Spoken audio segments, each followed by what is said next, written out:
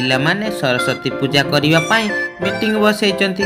ଆରେ ଦେଖ ଏମାନେ ରେଡି ହେଇଗଲେଣି ନିମନ୍ତ୍ରଣ କାର୍ଡ ଲେଖିବା ପାଇଁ।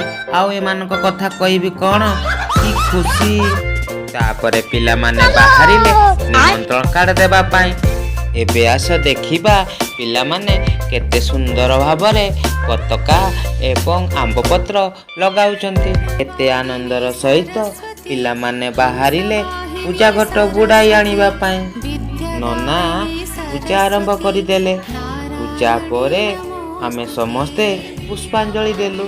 ତାପରେ ଖାଇବା ସମୟ ହେଇଗଲା। ଆମେ ସମସ୍ତେ ବସିକି ଖାଇଲୁ। ଶେଷରେ ଫଟୋ ନ ଉଠେଇକି ଏମାନେ ରହିପାରିଲେନି, ପୁରା ଜବରଦସ୍ତ ଫଟୋ ଉଠେଇଲେ।